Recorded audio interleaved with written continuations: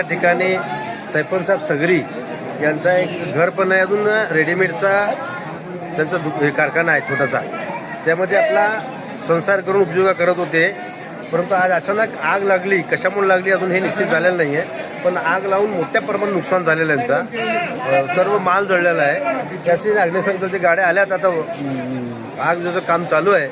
परंतु आता ह्या गरीबावर काय आता फार मोठा दुःखाचा डोंगर कोसळलेला आहे. त्याला इथं बिचारायला सगळ्यांनी मदत करायची गरज आहे. कारण तो एवढा गरीब माणूस, तो सगळ्यांची मदत करणारा व्यक्ती आहे. एक समाजसेवक म्हणून काम करतोय तो. त्याच्याच घराला आग लागली. अतिशय आम्हाला दुःख वाटायला आहे. आम्हाला जसं फोन आला, मी ताबडतोब इथं आलो. बघितलं तर अतिशय वाईट परिस्थिती आहे. तर आता त्यात मी शासनाला विनंती करतो की जी सखोल चौकशी करून जर एमईसीला शासन झालं असेल तर त्या नुकसान भरपाई द्यावा, अशी माझी शासनाकडे मागणी आहे. चौकशी करावा, कारण मला तर वाटतं की शॉर्टसर्किट झाला असेल बहुतेक. छोटा मोठा कारखाना आहे त्यांचा, त्यामध्ये त्यांचा चालता व्यवसाय. 2 मुलं त्यांचे तेच काम करतात. टेलरिंग स्वतः तिने कापड शितात, तिने शेळ्यांचे ड्रेस वगैरे शितात. परंतु आताच्या सध्या माल आला आहे. सीझन जूनचा महिना आहे, शाळा चालवणार आहे. ते सगळं तिने माल आणल्यात.